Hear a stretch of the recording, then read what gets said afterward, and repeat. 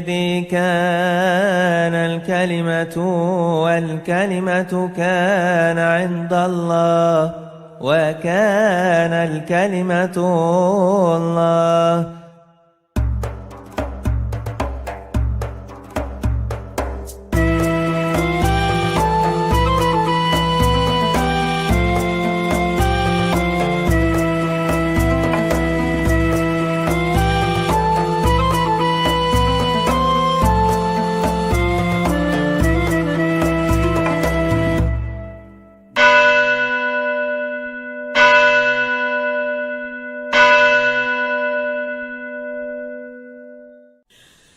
Shalom Aleichem Beshem Hamasyah, salam sejahtera di dalam Kristus.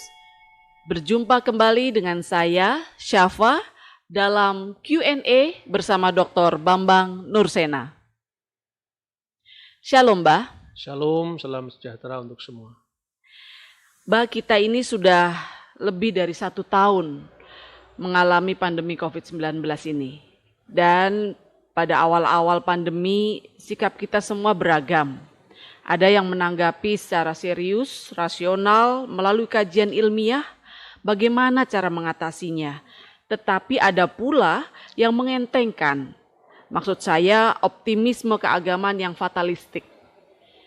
Mengapa gereja kalah dengan corona? COVID-19 tidak akan bisa menyerang orang beriman. Bagaimana menurut Babah? Iya, di awal-awal pandemi memang saya menyaksikan sendiri ya, melihat dari tayangan-tayangan YouTube, ada pendeta yang khotbah bahwa kita tidak boleh kalah dengan corona karena kuasa Tuhan di atas semua penyakit. Itu betul memang, tapi artinya ada kasus khusus yang semestinya para agamawan itu tidak sembrono di dalam menyederhanakan sebuah masalah. Ya. Atau membuat segala sesuatu menjadi over simplicity. Betul. Karena apa? Ya betul secara iman ya, bahwa Tuhan itu berkuasa atas semua hal termasuk penyakit, kan begitu.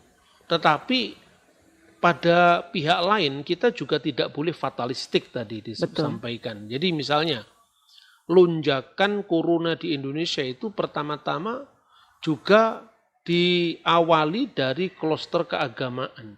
Jadi orang sudah ada larangan bahwa tidak boleh mengadakan atau menggelar pertemuan besar.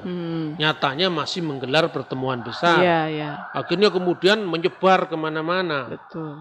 Nah, sampai yang terakhir ini sesungguhnya ketika banyaknya upacara di India di mana harinya itu berrentetan, kemudian ritual di Sungai Gangga itu yang membuat India kemudian meledak dengan kasus-kasus baru varian yang namanya Delta yang kemudian sekarang ini kita hadapi di Indonesia. Semestinya dari pelajaran-pelajaran sejarah seperti ini kita bisa merefleksi ulang. Bukan kita tidak percaya dengan kemahakuasaan Tuhan. Betul. Ya, kasus di India misalnya. Saya bukan orang Hindu, tetapi dalam teologi agama Hindu itu kan dikenal dengan konsep pralina. Nah, konsep pralina itu di mana Tuhan dalam sosoknya sebagai Siwa itu sebetulnya sedang mendaur ulang ciptaan. Jadi ciptaan ini kan lama-lama kehilangan daya dukung lingkungan yang begitu dieksploitasi oleh manusia itu yang menyebabkan banyak hal harus diremajakan, harus dibentuk ulang. Itulah sebetulnya kuasa yang disebutkan dalam teologi Hindu sebagai pralina. Jadi pralina itu bukan dewa perusak seperti yang disalahpahami. Misalnya ya, gunung berapi itu jelas merugikan banyak umat manusia. Tetapi ketika dia meletus maksudnya. Ketika dia meletus, tapi akibat dari larva gunung berapi itu menyuburkan tanah-tanah. Jadi ketika Tuhan ini dalam konteks ini mendaur ulang ciptaan, sebetulnya ada, kalau istilah kita namanya providensia Tuhan, jadi pemeliharaan Tuhan. Tuhan kan pemelihara ciptaan. Dan Tuhan juga ingin dalam konteks umum ini, manusia ini umatnya sejahtera, ya, baik alam yang kaya dan hasil bumi yang melimpah itu kan alam perlu didaur ulang. Nah dalam konteks daur ulang itu kemudian ada orang saleh yang menjadi korban dari bencana alam itu, tentu bukan berarti orang saleh itu dimurkai Tuhan, tidak. Ya. Sebab Tuhan tidak melihat kesalehan orang per orang, tetapi pemeliharaan umat manusia pada umumnya. Yeah. Nah, kalau cara pandang kita seperti itu, saya kira tidak mudah kita melakukan oversimplicity terhadap masalah. Jadi kalau ada seorang hamba Tuhan, seorang pastor, seorang pendeta, seorang kiai, kemudian wafat karena COVID, bukan berarti dia kurang beriman. Yeah. Ya, ada misteri ilahi yang kita tidak semua bisa pahami, tetapi yang jelas Tuhan itu menyelenggarakan kehidupan bukan hanya pertimbangan orang per orang, tetapi pertimbangan keselamatan untuk semesta. Makanya keselamatan itu tidak hanya dipahami sebagai keselamatan yang sifatnya antropologis, yang hanya berpusat pada manusia. Tapi keselamatan dalam arti seluas-luasnya, yaitu keselamatan yang kosmologis, di mana Tuhan juga memelihara seluruh ciptaan. Selanjutnya, Bah, ada orang yang bertanya, kalau begitu Tuhan tidak melindungi umatnya. Bahkan ada yang kelewat optimis berkata, mengapa harus pakai masker? Secara alamiah kita diciptakan untuk bertegur sapa, untuk menebar senyum kepada setiap orang. Nah, menurut Baba gimana? Ya itu kan kondisi normal. Ada hal-hal di mana alam ini kan dalam kondisi tidak normal. Ya, satu contoh misalnya ya. Kalau tadi saya tunjukkan tentang Tuhan yang mendaur ulang ciptaan, Tuhan yang berpralina untuk alam semesta. Sebetulnya kalau kita lihat saja epidemi atau pandemi yang lebih luas, seperti ini kan pernah kita alami sebelumnya. Iya, betul. Di Malang saja ini, misalnya itu pernah terjadi antara tahun 1911 sampai 1916. Oh, yang pes itu ya dari tikus? Ya, pes, karena waktu itu kita ini pada zaman Hindia Belanda itu kekurangan bahan makanan, terpaksa kita mengimpor dari Myanmar. Karena tanah-tanah rakyat itu dijadikan proyek penanaman tebu untuk pabrik gula. Nah, ketika dibawa dari Tanjung Perak, kemudian lewat kereta api setelah itu, dari Surabaya ke Malang, itu sebetulnya beras-beras atau itu mengandung ini jadi sarangnya tikus. Lalu kemudian sampai di Malang, kemudian itu mewabah begitu cepat. Dan dari Malang kemudian ke Semarang. Dan itu sampai 5 tahun kurang lebih. Cukup lama ya? Cukup lama. Di Spanyol juga pernah ada seperti itu. Bahkan itu korbannya sangat besar untuk ukuran zaman itu. Betul. Jadi marilah kita melihat pandemi yang sekarang, itu juga membandingkan dengan pandemi sebelumnya, apa yang di sana terjadi. Nah, soal kasus khusus tadi misalnya ya, kasus khusus. Memang kita kenapa harus pakai masker? Manusia kan harus senyum dengan orang lain. Itu dalam kondisi normal. Coba dilihat pada saat keluaran. Ada 10 tulah makot Hamisrayim, ya, tulah-tulah Mesir. Itu kan terjadi mulai tulah pertama, tulah kedua, tulah ketiga, sampai tulah ke-10. Pada saat tulah pertama sampai tulah ke-9 itu kan antara orang Israel dan orang Mesir kan memang tempatnya terpisah. Tapi pada saat mereka persiapan untuk meninggalkan tanah Mesir menuju ke tanah perjanjian, ya, Tuhan akhirnya memberikan persiapan bahwa Tuhan akan menulai anak-anak sulung. Anak sulung itu mati. Maka apa yang Tuhan sampaikan kepada orang Israel? Dia harus dikarantina, harus tinggal di rumah. Tinggal di rumah, tidak boleh keluar rumah. Ya, itu terbukti dari dia harus mengurung anak domba itu sampai 14 hari. Artinya ketika itu orang Israel juga ada di rumah, di dalam karantina selama 14 hari itu. Kemudian pada malam hari ketika Tuhan benar-benar menulai tanah Mesir, domba itu disembelih dan darahnya itu dicipratkan di pintu-pintu rumah orang Israel. Untuk menandai ya Pak? Untuk menandai, dan ketika malaikat maut itu melewati rumah-rumah yang ada tanda darah anak domba, maka mereka diselamatkan. Maka dari situ muncullah spiritualitas Paskah. Tuhan berkata, ya, waraiti et hadam, dan ketika aku melihat tanda darah itu, ufesahti alaike, maka aku akan lewat atas mereka. Jadi ini kasus khusus. Nah pada saat Paskah misalnya, pada saat jamuan Paskah itu roti tidak beragi. Lah orang bertanya kalau dalam kondisi normal. Di seluruh dunia Timur Tengah secara khusus yang makan roti dari gandum yang dibuat kubus gitu ya, atau ais di Mesir, itu semua kan harus diragikan. Dikasih ragi, betul. Loh kenapa Tuhan itu melarang membuat roti tanpa ragi? Lah ini kan kasus khusus. Bahkan dalam kondisi yang sangat darurat seperti itu, siapa yang memasak roti dengan ragi harus dimusnahkan di tengah-tengah orang Israel. Ini konteks khusus yang tidak bisa diterapkan dalam segala kasus, segala zaman, segala peristiwa. Ya kasus khusus seperti itu yang harus dipelajari, tidak bisa dipukul rata. Iya betul. Jadi dengan pandemi kita sekarang ini, memakai masker itu sudah sebuah kewajiban ya. Bahkan mencuci tangan misalnya. Mencuci tangan itu di dalam kitab Taurat malah itu ada aturan khususnya ya.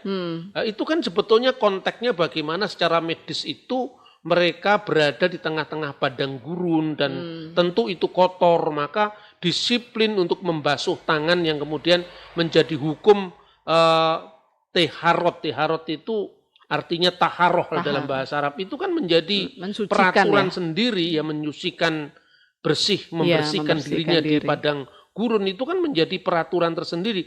Bahkan ketika menangani penyakit misalnya, orang yang terkena lepra, karena tentu waktu itu dunia medis belum secanggih sekarang, itu juga memerlukan waktu karantina 14 hari, tidak boleh disentuh. Nah sekarang dengan kemajuan ilmu kedokteran, ilmu medis, maka sekarang lepra bukan lagi penyakit menular. Tapi artinya teks-teks keagamaan itu harus dilihat konteks historisnya. Lalu di atas konteks historisnya itu kita bisa melihat bahwa apa yang terjadi di satu zaman, satu peristiwa tertentu tidak bisa secara general untuk mengukur zaman yang berbeda dengan konteks dan tantangan yang berbeda pula. Seperti itu seharusnya orang beragama itu mesti lengkap. Bagaimana kita beriman secara cerdas gitu loh. Iya, betul. Berarti memang kita harus mengikuti aturan yang sudah ditetapkan oleh pemerintah kita, karena itu pun kalau dilihat dari sejarahnya pernah ada juga aturan-aturan seperti itu ya, seperti 5M kita sekarang, Mbak. Iya, betul. Mencuci tangan, memakai masker, menjaga jarak, kemudian mengurangi mobilitas.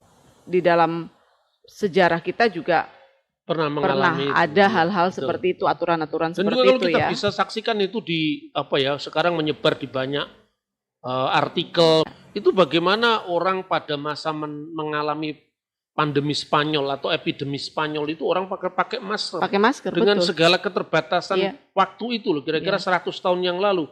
Jangan-jangan inilah konteks di mana Tuhan mendaur ulang ciptaannya dalam mekanisme 100 tahunan. Siapa tahu semuanya itu adalah misteri ilahi, tetapi tidak semuanya juga harus dipahami secara secara sederhana, secara simpel. Ini sesuatu yang sifatnya sangat kompleks.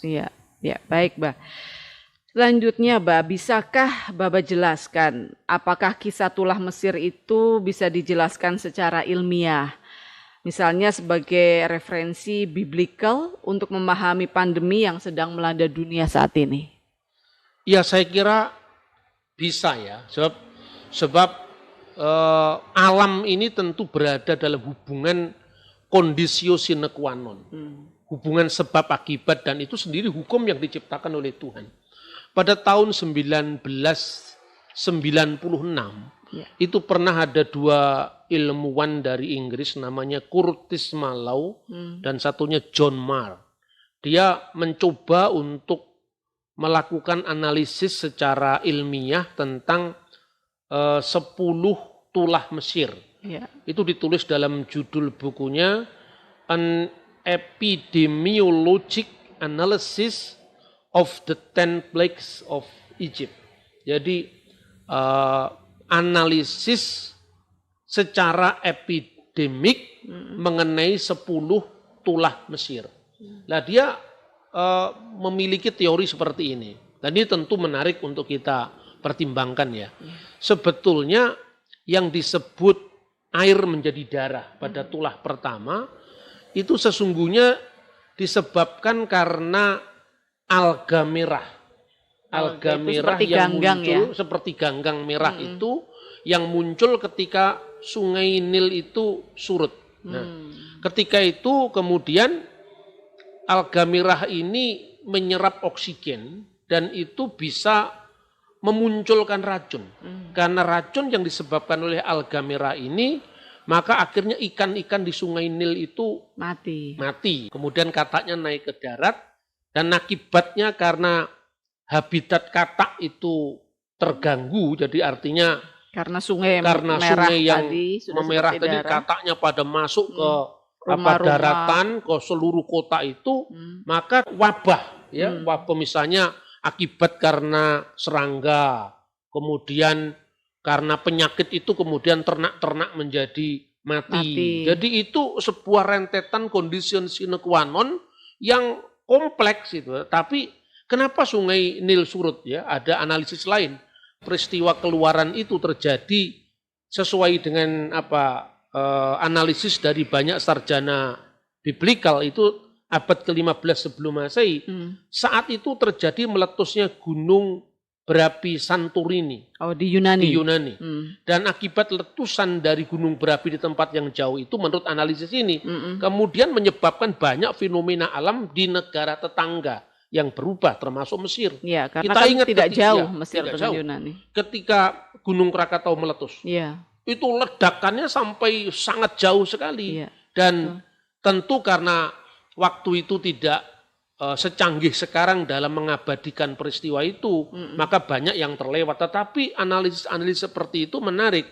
Jadi artinya bahwa Tuhan itu ya bisa menggunakan alam semesta. Alam semesta ini ciptaannya kok untuk menyatakan karyanya itu. Berarti pemahaman kita selama ini bahwa mujizat itu seperti simsalabim, tanpa kaitan sama sekali dengan fenomena alam, itu tidak sepenuhnya benar ya, Bah? Iya, begini ya. Kita tidak boleh mempertentangkan antara analisis alamiah dengan mujizat. Karena keduanya itu saling berkaitan ya. Ada ahli yang memperkirakan kenapa Laut Merah itu surut. Atau katakanlah Laut Teberau. Disebut Laut Merah itu bukan hanya karena terjemahan Inggris red menjadi red itu tidak. Red menjadi red. Red menjadi red, sorry. Bukan hanya itu. Tapi memang kalau kita berdiri di Laut Teberau, Laut Alang-alang seperti itu, laut apa itu? Laut Laut Teberau. Mungkin kalau di Indonesia Segara Anakan gitu ya? Ya mungkin. Itu karena posisi bukit itu di seberang laut itu kan warnanya kemerahan. Nah itu pada saat tertentu orang bisa melihat warna air itu menjadi merah. Maka seperti bayang-bayangnya jadinya ya. Iya, dan itu sudah disebutkan teks-teks kuno sebelum terjemahan bahasa Inggris. Akibat letusan gunung berapi di tempat jauh, bagi orang Yunani yang mengalami itu mungkin memiliki refleksi yang berbeda dengan orang Mesir. Tapi karena akibat dari ledakan gunung berapi di tempat jauh itu menyebabkan misalnya surutnya sungai Nil. Dan itu benar-benar terjadi ketika Bani Israel menyeberangi laut itu ya, dan kemudian menjadi daratan kering. Nah, kejadian yang menimpa di satu belahan bumi yang lain dengan belahan bumi yang lainnya lagi itu berkaitan karena dalam providensia Tuhan. Jadi di satu tempat peristiwa meletusnya gunung itu mungkin suatu kejadian natural, tapi di tempat lain melalui dampak dari kejadian natural ini Tuhan membuat karyanya dahsyat, yaitu ajaib. Kok ya begitu tentara Fir'aun mengejarnya, ketika itu kemudian mengembalikan airnya lagi dan mereka tenggelam, seperti itu. Di balik peristiwa historis itu ada pelajaran teologis apa yang Tuhan berikan, Bah? Ya tentu, karena kalau kita membaca Alkitab ya misalnya Di dalam Keluaran pasal 12 ayat 12 ya. Tuhan sendiri mengatakan bahwa tulah yang diberikan itu sebetulnya untuk menyatakan kemuliaannya atas dewa-dewa Mesir. Artinya Tuhan menunjukkan keunggulan dari dirinya menghadapi sistem keagamaan atau religi yang politeistik. Ya, makanya di dalam teks kitab Taurat itu disebutkan bahwa hukuman itu untuk Ubekal Elohim Misraim, untuk semua dewa-dewa orang Mesir. Dan itu berkaitan satu sama lain. Kenapa? Misalnya tulah pertama itu Sungai Nil menjadi air darah. menjadi darah, dam itu darah. Karena begini, dalam triteisme Mesir kuno, di mana Isis, Osiris, dan Horus, bahwa Sungai Nil itu darahnya Osiris. Nah, Tuhan mau menunjukkan betapa kamu meyakini keperkasaan dari sembahan-sembahanmu yang tidak lain itu hanya fenomena alam saja. Maka sekarang Sungai Nil sudah menjadi darah. Dan apa yang diperbuat oleh Osiris? Yang kedua, kenapa itu kata? Ya, karena itu sebetulnya untuk mempermalukan Dewi Heket. Dewi Heket itu adalah istrinya Dewa Kum. Ya, digambarkan bahwa Heket itu adalah seorang dewi yang berkepala katak. Nah, itu digambarkan ketika para petani Mesir yang hidup dari limpahan Sungai Nil, ketika kemudian katak-katak itu berbunyi atau kodok ngorek itu di Sungai Nil, maka mereka biasanya berseru bahwa Dewi kita sedang meninjau Sungai Nil. Kemudian yang ketiga apa? Nyamuk. Ya. Nyamuk itu sebetulnya untuk mempermalukan Geb. Geb itu adalah dewa tanah. Karena apa? Karena dalam pandangan mereka nyamuk itu asalnya dari tanah. Tulah yang keempat itu kalau lalat itu lalat pikat ya. Lalat pikat itu sebetulnya Tuhan mau memberikan peringatan kepada umatnya tentang penyembahan dewi namanya Wajid. Makanya ada kota kuno di Mesir namanya Pir Wajid. Ya, itu sebetulnya digambarkan dengan seorang dewi yang bersayap, yang kepalanya itu adalah kobra. Dan kobra itu simbol juga yang ada di mahkotanya Fir'aun. Ya, dan betul. Kenapa dikaitkan dengan lalat pikat? Karena Wajid ini adalah seorang lady, seorang ibu, seorang dewi yang menguasai rawa-rawa. Dan rawa-rawa itu kan banyak lalat pikat dan serangga dan juga papirus. Karena papirus itu adalah simbol ketuhanan juga, karena dikaitkan dengan yang menjulang tinggi seperti piramid itu, pohonnya dan itu akhirnya menjadi bahan kertas. Termasuk ada sebuah naskah Mesir kuno namanya Papirus Ipuwer. Papirus Ipuwer itu memuat tentang bencana yang juga dicatat dalam Alkitab, yaitu tulah-tulah itu. Dan itu banyak mengonfirmasi kebenaran catatan kitab suci dari bahan papirus pula. Maka nanti Injil-Injil kita yang sangat tua, yang jaraknya antara penulisnya dengan teks tertua yang ditemukan hanya berjarak belasan tahun, itu juga ditemukan di Mesir. Misalnya naskah P52 yang sekarang disimpan di John Ryland Library, itu isinya Injil Yohanes dan sebagainya. Itu tentang lalat pikat. Kemudian berikutnya tentang hewan-hewan yang mati itu. Banyaknya serangga yang kemudian itu membawa virus ya kemana-mana, maka akibatnya adalah hewan-hewan ternak mati. Nah, hewan-hewan ternak mati itu sebetulnya menggambarkan apa?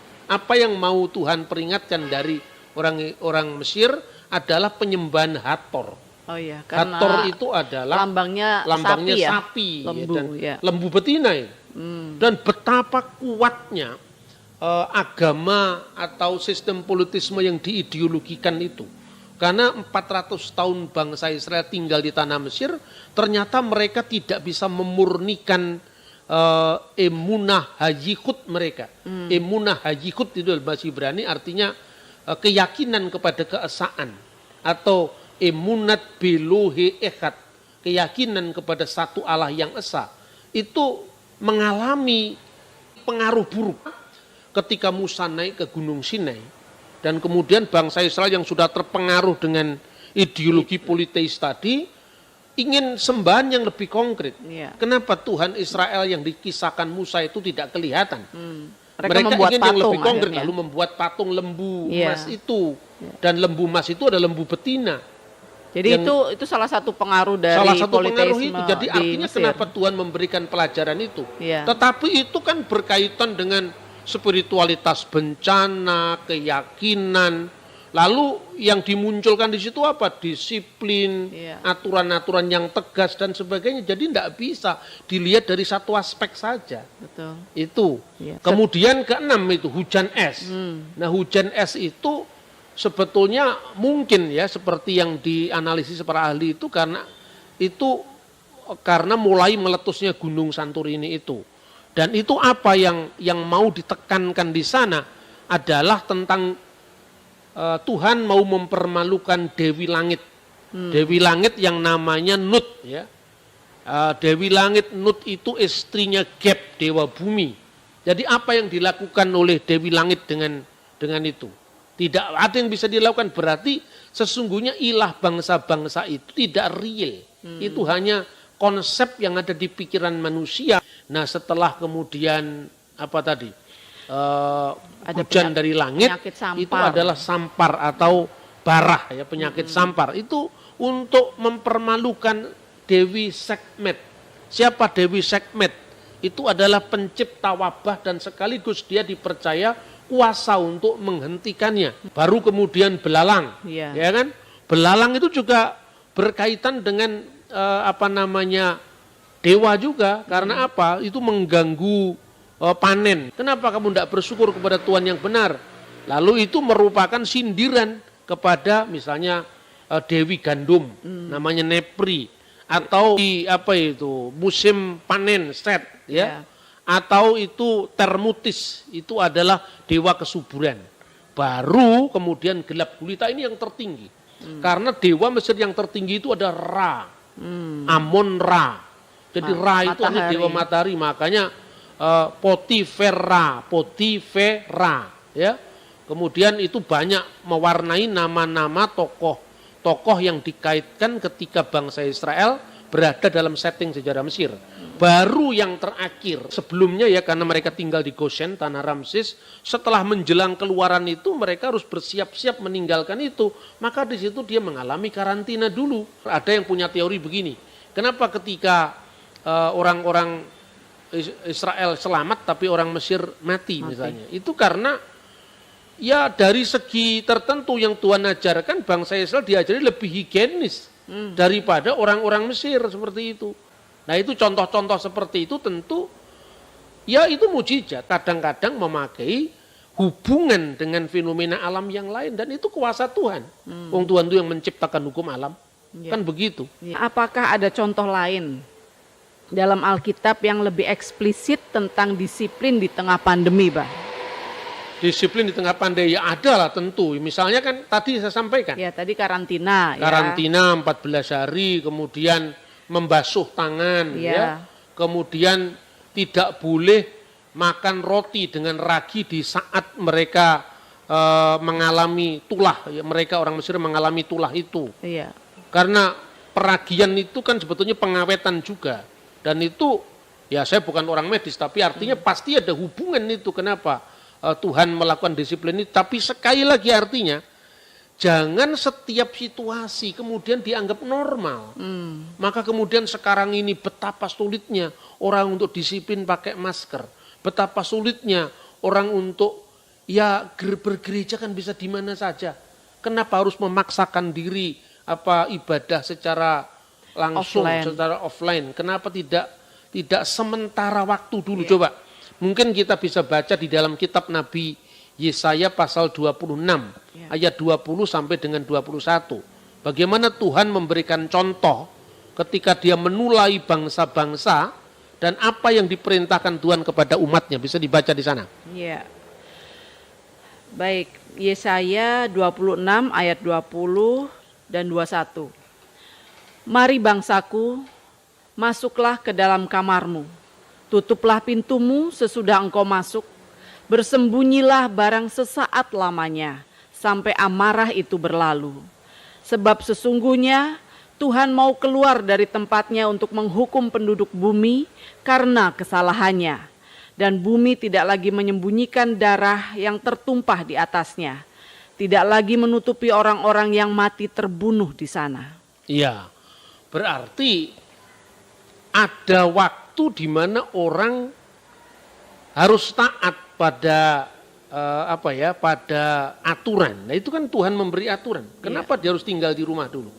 Bukan berarti manusia kan diciptakan untuk selalu bertegur sapa. Ini situasi tidak normal. Kita harus melihat itu. Jadi kelihatannya ini saleh, tapi sesungguhnya salah. Gitu. Banyak orang saleh itu salah. Karena salah menerapkan teks. Kenapa? Secara historis kita perlu belajar. Bukan tanpa kebetulan kalau tadi misalnya tulah di tanah Mesir itu kenapa belalang, kenapa katak, kenapa lalat pikat ya, kenapa serangga. Ini Anda bisa lihat ketika kita membaca ini. Ini adalah tentang dewa-dewa dan mitologi Mesir. Termasuk dewa-dewa, mitos dan agama Mesir kuno. Dari sini bisa kita lihat semua. Sangat jelas ini. Jadi kalau kita belajar arkeologi dimanapun juga kita bisa melihat ini bahwa apa yang dituliskan dalam Alkitab itu bukan sekedar dongeng. Ya, tapi bisa diverifikasi secara historis. Betul. Jadi gambaran tentang misalnya Ra, misalnya bagaimana simbolnya Ra itu ditemukan di prasasti apa saja, kemudian peninggalannya apa. Ya misalnya ini satu contoh. Ini ada huruf hieroglifnya yang membicarakan tentang penyembahan kepada dewa-dewa Mesir, termasuk ini dewa matahari, ya, kemudian dewa bumi dan sebagainya, mitologinya seperti apa. Jadi itu harus melengkapi kajian kita. Pertanyaan terakhir ini, Bah. Apakah masih ada contoh kejadian pandemi di masyarakat kuno yang dikisahkan dalam Alkitab? Secara eksplisit memang tidak jelas, tetapi secara implisit ada. Yaitu ketika Rasul Paulus mengunjungi kota Athena. Lalu ketika dia dituduh mengabarkan ilah-ilah asing, maka Paulus mengatakan pertama dengan memuji kedalaman penghayatan religius bangsa Athena yang sangat beribadah kepada para dewa. Tetapi kemudian Paulus berapologetika. Dia mengatakan bahwa ketika aku berjalan-jalan di kotamu, aku melihat satu mezbah yang tertulis di atasnya agnostoteo, kepada sembahan yang tidak dikenal. Nah, sembahan yang tidak dikenal, itulah yang kuberitakan kepadamu. Nah, maka pertanyaannya, Allah yang disembah Paulus sama enggak dengan Allah yang disembah Athena? Kalau dikatakan tidak sama, kenapa Paulus mengidentifikasi pemberitaannya? Agnostoteo yang kamu sembah, itulah yang kuberitakan kepadamu. Tetapi ketika dikatakan sama, kenapa Paulus harus mengkoreksi pemahaman bangsa Athena yang keliru tentang Tuhan? Nah, di balik kisah itu sebetulnya menyimpan fakta sejarah yang sangat luar biasa. Dan itu bisa dicatat dalam sejarah bangsa Yunani sendiri. Nah, mustahil lah kalau Rasul Paulus menceritakan sebuah tempat atau sebuah kota itu tidak cocok. Berarti itu kan tidak teruji. Artinya kitab suci sebagai tulisan-tulisan yang diilhamkan Roh Kudus. Ternyata itu cocok. Nah, itu digambarkan seperti ini. Sebetulnya di balik kisah itu begini. Kira-kira abad ke-5 atau abad ke-6 sebelum Masehi, itu bangsa Athena dilanda wabah penyakit yang mematikan. Ya, epidemi. Epi itu di atas, demos itu rakyat. Jadi kalau masih lokal namanya epidemi. Kalau sudah meluas mendunia namanya pandemi. Pan itu di mana-mana seperti sekarang ini. Nah kemudian kapan itu terjadi? Itu malah dicatat oleh Plato. Ini kalau Anda membaca, ini ada 2 jilid bukunya Plato ya. Bukunya Plato judulnya Hukum, Nomos. Dari 2 jilid bukunya Plato ini kita bisa membaca. Judulnya Nomos. Nah Plato ini yang saya punya ini biasanya saya koleksi dari terbitan Loeb Classical Library dengan bahasa Yunani dan terjemahan bahasa Inggris. Nah di dalam bukunya Plato ini disebutkan kapan kejadiannya pandemi itu. Jadi pada masa Nikitas itu menguasai kota Athena, ketika terjadi pandemi itu, kemudian atas nasihat spiritualis dari Pythia, karena mereka tidak lagi berharap kepada dewa-dewa yang banyak di Athena itu, maka dianjurkan dia untuk menanyakan, meminta nasihat kepada filosof dari Kreta, namanya Epimenides. Lah makanya kapan Epimenides itu datang ke kota Athena, Plato menjelaskan, makanya ada perkiraan sekitar 500 tahun sebelum Masehi tadi. Plato menjelaskan bahwa manusia ilahi itu, katanya dia, telah mendatangi kota kita. Dia menulis di situ, Elton de proton persikon deka etesin proteron. 10 tahun sebelum perang Persia. 10 tahun sebelum perang Persia. Itu ada dalam bukunya Plato ini. Nah kemudian rincian dari kisah pandemi tadi, atau kisah epidemi lah itu dimuat dalam banyak buku yang lain. Antara lain karya dari Pausanias ya, karya Pausanias. Ini bukunya. Itu juga isinya adalah description of the Greek. Jadi jilid 1 dan 2. Itu deskripsi tentang Yunani jilid 1 dan 2. Juga Yunani Inggris. Lalu tentang agnostoteo, tentang ilah yang tidak dikenal tadi, secara khusus dikisahkan oleh seorang penulis dari abad kedua namanya Diogenes Laertius. Ini juga dua jilid. Nah, Diogenes Laertius itu masih didukung juga oleh seorang penulis yang lain, ya, penulis yang lain yang juga mengonfirmasi adanya epidemi di kota Athena. Dia menyebutnya begini, ada apa yang dia sebut kulenion agos, wabah sampar. Dan wabah ini menurut penulis yang lain namanya adalah Thucydides dalam bukunya Perang Peloponnesa. Dia mencatat bahwa ada 75.000 dari 100.000 penduduk Athena yang wafat karena kulenion agos atau wabah yang sampar yang mematikan ini. Lalu pada saat itu di buku ini dikisahkan penguasa Athena yang namanya Nikitas putra Niseratus itu atas nasihat dari wanita Pythia yang tidak lain adalah seorang spiritualis tadi, kirimkanlah kapal untuk menjemput Epimenides orang bijaksana itu dari pulau Kreta. Konon dikisahkan ketika datang dia kisahkan kenapa Athena ini dilanda wabah penyakit. Lalu Epimenides dengan bijaksana, dia tentu alam pikir orang waktu itu tentu masih dewa-dewa. Iya. Apakah dewa-dewa yang banyak ini tidak bisa menolong kota ini? Tidak. Kematian terus mewabah, melanda, mematikan bangsa kami. Berarti ada satu ilah, satu sembahan yang kuasanya melebihi dari sembahan-sembahan yang tidak berdaya ini. Besok siapkanlah domba-domba yang hitam, yang putih, yang terbaik. Dan kemudian kemana domba itu melangkah, ketika dia diam jatuh tempat, maka bangunlah mezbah di situ. Lalu dibangunlah mezbah di situ, dan dia berdoa, wahai Tuhan yang tidak dikenal, sembuhkanlah negeri kami. Lalu ketika dia mempersembahkan korban kepada suatu altar yang tidak ada namanya, di tempat itu, maka wabah itu kemudian reda dari Athena. Nah, Paulus kemudian menemukan jembatan evangelisasi.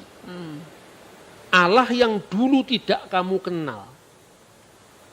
Berarti itu Allah yang benar, yang menyelamatkan bangsa ini dari wabah penyakit. Allah yang tidak kamu kenal, yang kamu sembah dengan sungguh-sungguh, yang tidak ada patungnya, mesbahnya tidak ada arcanya, cuma ada tulisan kepada Tuhan yang tidak dikenal, itulah yang kuberitakan kepadamu. Jadi ini mungkin bagian dari refleksi teologis kita. Jadi artinya ada dimensi teologi spiritual ya, bahwa kita berharap pada Tuhan, Tuhan itu maha kuasa, Tuhan maha penolong, kuasanya di atas corona, itu betul. Tetapi tidak hanya itu, kasus Athena berbeda dengan kasus tulah Mesir, berbeda dengan tempat yang lain, tapi di atas pandemi ini, di atas wabah ini, pasti ada Tuhan yang lebih berkuasa di atas semuanya seperti yang dialami oleh bangsa Athena yang kemudian dijadikan rujukan oleh Rasul Paulus. Ya, jadi banyak referensi-referensi yang bisa kita pelajari untuk kita melihat, merefleksi kembali atas pandemi yang sedang kita hadapi ini dari sejarah masa lalu ya, Bah. Iya, banyak sekali itu. Dan itu bisa membuat kita jadi lebih bijaksana menyikapi pandemi yang saat ini kita alami bersama. Jadi, tidak perlu ada keluhan kenapa harus pakai masker, kemudian kenapa kita harus mengarantina diri ya. Semua itu sebetulnya sudah ada contoh-contohnya di masa lalu. Kemudian ada juga, Bah, orang-orang yang melakukan semacam ruatan atau ritual-ritual tertentu untuk mengusir wabah pandemi ini. Menurut Bapak gimana ini? Ya itulah yang tadi saya katakan, saleh tapi salah. Ya. Karena yang dihadapi itu virus yang tidak kelihatan. Referensinya mestinya ya ketika seperti orang Israel disuruh untuk mengkarantina selama 14 hari itu kan supaya tidak terkena dampak dari virus yang sedang mewabah saat itu. Iya. Nah sekarang namanya corona ini dengan segala varian yang lebih ganas ini kan sedang ada di antara kita, di tengah-tengah kita, dan tetapi kita tidak melihatnya. Ya, betul. Ya tentu ruatan semacam itu naif sifatnya. Jadi gini loh, bahwa orang memohon kepada Tuhan yang maha kuasa agar menyelamatkan dunia ini dari wabah, dari pandemi, itu saya kira doa yang sifatnya universal. Tetapi itu harus lihat kasus by kasus, tidak bisa dipukul rata. Karena yang dihadapi virus yang tidak kelihatan, maka kalau dia lompat-lompat kan malah itu menularkan virus kepada yang lain. Nah itu saya kira niatnya saleh tetapi salah. Nah makanya ada tembangnya itu sebetulnya. Itu kalau di para para ahli batin di Ngayuk Jogarta Hadiningrat itu ada tembangnya itu. Oh ya, bisa dicontohkan, Bang. Bisa. Singgah sumingga sumise kang adoh sumingga omring mula bukane sumisio saka praja mami sun caraka balik paringe yang agung. Kira-kira kalau diartikan itu gini, singgah-singgah sumingga sumisih, sumisyo sing adoh. Jadi segala wabah penyakit itu menyingkirlah jauh-jauh. Lalu suminggau mering mulo bukane, kembalilah kepada asal mula. Virusnya jangan mengganggu kita, kira-kira gitu. Sumisio soko projo mamila, karena ini masih menyangkut projo. Hendaklah menghindar dari negeri saya, itu masih epidemi itu. Epidemi seperti yang dialami di Athena, ya. Atau di tanah Mesir itu epidemi karena sumingkiro soko projo mami. Tapi ketika bait terakhir itu dikatakan sun caroko balik paringe yang agung. Caroko balik itu sesungguhnya ketika Dalang Kondo Bawono atau Dalang Karurungan itu mengusir Bathara Kala. Hei Kala, asalira saka ora ana baliya marang ora ana. Hei Bathara Kala, asalmu dari tiada, kembalilah kepada tiada. Jadi virusnya itu artinya karena tidak kelihatan tiada, kembali kepada tiada. Bisa ditafsirkan supaya virus itu tidak lagi ada di kalangan kita. Spiritnya itu benar. Dan secara religi dipahami, semua itu adalah paringe yang agung, pemberian dari Tuhan Sang Yang Widi atau Tuhan yang Maha Kuasa. Ya.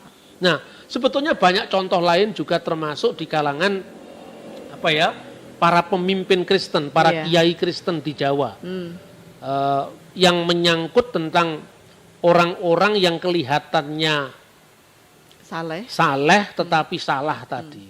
Dan orang tidak sadar sebetulnya segala sesuatu yang berlebihan itu tidak baik. Orang cinta agamanya baik, tetapi kalau menjadi fanatik buta tidak baik. Orang percaya bahwa pilihannya paling benar, tapi ketika dia memaksakan pilihannya kepada orang lain juga tidak baik. Orang punya religiositas tinggi itu terpuji, tetapi kemudian memandang orang lain semua salah di luar dirinya itu juga kurang ajar gitu loh. Jadi ini yang oleh Kiai Tosari, Kiai Paulus Tosari itu adalah salah seorang pemimpin gereja Kristen Jawi Wetan setelah Jelesma. Jadi Jelesma kemudian wafat, lalu Kiai Tosari ini sudah madeg pandito di Pasamuan Gereja Kristen Jawi Wetan. Kira-kira pada tahun 1848 dia menyusun sebuah buku tembang yang dikenal dengan Suluk Rasa Sejati. Nah, kebetulan pupuhnya juga micin. Suprandiyo samyo ngaku asis tanwruh yen kajlomprong marga suwung ing rasa batine datan darbe rasa kang sejati pan samyo ngapusi marang sukmanipun. Ketika seorang mengaku wasis, mengaku bisa semuanya, padahal sebetulnya ilmunya sepotong-sepotong, itu bisa menyesatkan orang banyak. Ya, dia tidak tahu bahwa dirinya itu sesungguhnya sedang dijelomprongkan, sedang didorong. Siapa dorong? Ya setan. Karena itu sebetulnya manusia itu berada di medan peperangan yang tidak kelihatan. Jadi yang kelihatan maupun yang tidak kelihatan kan gitu kan. Kemudian kenapa dia sampai bisa dijelomprongkan atau disesatkan oleh setan itu? Karena rasanya suwung. Dia tidak memiliki rasa sejati tadi yang sesungguhnya berasal dari Tuhan. Dan ketika kemudian dia begitu yakin dengan pendapatnya yang sepihak tadi, sebetulnya dia sedang menipu jiwanya sendiri. Nah, siapa penipu yang sebenarnya? Sopo anut rasa kang sejati. Siapapun yang memiliki rasa sejati, rukun mring yang manon, dia dekat dengan Tuhan. Ini spiritualitas yang sangat tinggi. Sopo manut mring rasa gorohe. Sebaliknya, siapa yang nurut kepada perasaannya yang menipu tadi, iku ngrojoki setan miyang iblis, witing goroh iblis nging yakti yang agung. Jadi sebenarnya sumber dari segala kebohongan, artinya orang saleh bisa ditumpangi oleh kuasa iblis itu untuk apa? Karena kesalehannya. Ingat Begawan Wisrowo yang saleh. Karena merasa diri tahu, maka justru dialah yang menyebabkan lahirnya Rahwana Raja, anak salah kedaden. Nah, begitu juga ini satu catatan kepada para pendeta yang ngaku wasis.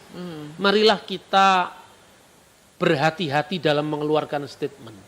Kelihatannya rohani, kelihatannya dekat dengan Tuhan, padahal sebenarnya itu sedang menipu dirinya sendiri. Saya tidak sedang berkata tentang seseorang, tetapi untuk kita semua. Kiranya bangsa ini, bahkan umat manusia ini, segera terhindar dari pandemi. Ya. Bisa berikan closing statement untuk atau pesan untuk pemirsa kita, Bah, di masa pandemi ini? Ya, tentu kita harus lebih maneges kersaning yang agung, lebih mendekatkan diri dengan Tuhan. Satu, yang kedua, tidak cepat percaya dengan segala macam berita. Yeah. Karena justru dalam situasi seperti ini harus diimbangi, percayalah dengan jangan gampang percaya. Karena ini penting sekali, karena ini adalah medan peperangan. Kuasa-kuasa yang kita tidak tahu, yang menumpangi pandemi ini, menumpangi epidemi itu untuk meloloskan keinginan-keinginan jahat mereka. Dan orang-orang beriman yang cenderung saleh, jangan sampai kita salah. Ya. Itu saja saya kira. Oh iya, baik, terima kasih, Bah. Ya, dan semoga apa yang disampaikan oleh Dr. Bambang Nursena bisa menjadi tambahan wawasan bagi kita semua di dalam menghadapi pandemi COVID-19 ini. Terima kasih, sampai berjumpa kembali di lain kesempatan. Shalom. Shalom.